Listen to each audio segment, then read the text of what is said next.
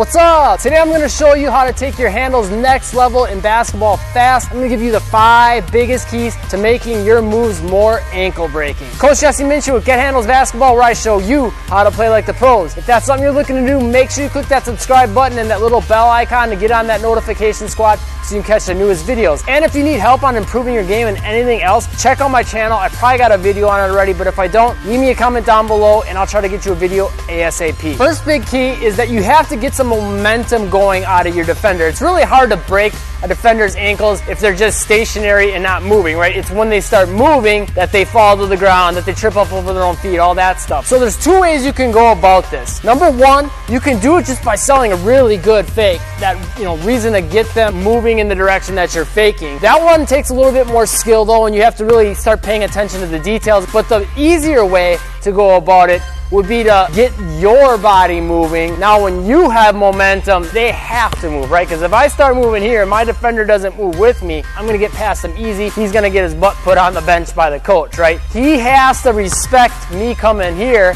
and he's gonna move, right? Once you get that momentum going, now when you start making changes of direction and things like that, it's going to be a lot easier to get them to fall, trip up over their own feet, all that. But the key is to either A, get them moving really, really fast, or B, trying to make them have a really abrupt stop or change of direction, things like that. The big thing you want to pay attention to is trying to catch them unexpectedly. When they're in a position where they don't see it coming that you're going to change directions, or they don't see it coming that you're going to cross and then come right back this side. But you got to take advantage of that momentum. If you don't get that, it's going to be really hard to break someone's ankle. This next secret's one that you're probably not thinking of, but before we get into it, if you're digging the video so far, make sure you click that like button for me. And if you haven't, click that top link in the description down below. That's a 100% free ball handling workout called the Defender Destroyer workout. That's already helped thousands of players, and I'm sure it'll help you too. Just click that link, pop in your email, and I'll send that to you instantly for free. Next big key, you've got to be unpredictable. If the defender knows what you're going to do, they can expect it, they can anticipate it, and it's easy for them to react and stay in front of you. You're not going to break their ankles if they know exactly what's going to happen. So some key tips to make sure that you're being more unpredictable. A couple things as far as what you're doing with your body, and then a couple things as far as what you're doing with your dribbling. So with your body, focusing on that you're having some stops, boom, coming quick and then stopping, right, once you get the momentum going, or some sharp changes of direction, or a fake change of direction. I mean, you can even break some ankles doing something as simple as approaching the defender quick, stopping, and then going again, because then they have to try to recover when you stop. They maybe will go flying, then they'll try to come back up on you when you stop, and now you go forward again, and they're trying to do this. That's a hard change of direction for them to make. Good chance to get them to fall. On the dribbling side of things, you want to pay attention to having different types of dribbles. A couple things you can do for that is, number 1, having a higher dribble, having a lower dribble. Mixing that in with your crossovers, your in and outs, your between the legs, right? You can do a low one, you can do a high one. You can float the dribble more and then go into a quick movement to startle them, catch them with something unexpected. You can have the dribble up higher and do more of a pound dribble instead of floating it. You can have a slower, low dribble to kind of bait the defender in to try to get them to steal the basketball. You can push it out there to bait them to try to steal the basketball. These are all great options to catch them with something unexpected. Being unpredictable and kind of bringing more of the art side of ball handling into the mix is one of the best ways to break ankles, because it's going to give the defender something they won't see coming. This next key is something that's really overlooked, but it's one of the best ways to really kind of put your defender to sleep and then startle them into moving, or vice versa. All it's going to be is a change of hip height, something that most people don't think about. But the way your hips are positioned is gonna subconsciously, whether the defender realizes it or not, give them an indicator of how they should be thinking and reacting to you as a player. If I'm dribbling and I'm more upright, they think I'm just chilling, right? They're probably not gonna be playing me super intense unless they're a really aggressive defender. If they see you chilling,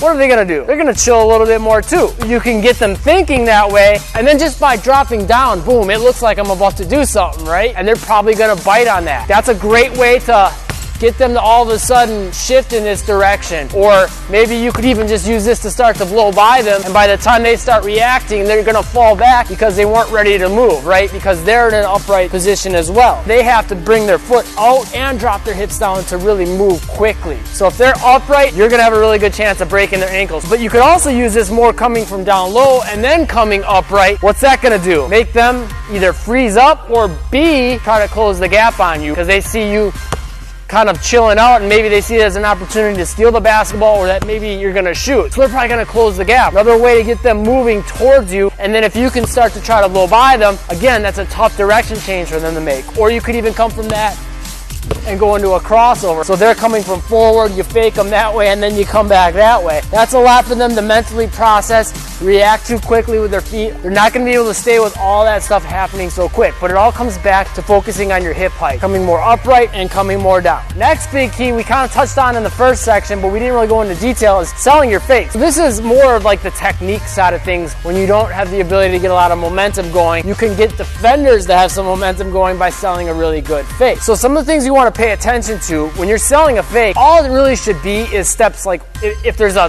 3-step process to do a move. So let's say your first step to beat the defender, you take a hard dribble, you start leaning this way with a little bit of a step, and then you take the second step. Step 1, 2, and then 3 would be here. A good fake should be is step 1 and 2. Okay, so the dribble and the step. 3 would be different. Any of your fakes, whether it's your shot fake, hesitation, any of your pump fakes, it should look as close as possible to the thing that you're faking, the steps 1 and 2, and you're just gonna change step 3. Couple things you wanna pay attention to though that will help you put this into place is focus on what your eyes are doing during your fake. Focus on what the basketball is doing. Focus on what your feet are doing, and one of the most overlooked things, like we talked about in the last section, your hips and your chest. So when I'm selling a fake, I wanna make sure I'm stepping in this direction. I'm looking in this direction. I'm moving the ball in this direction a little bit. My hips and my chest lean in this direction, and then I cross over and come the other way. All those pieces put in place that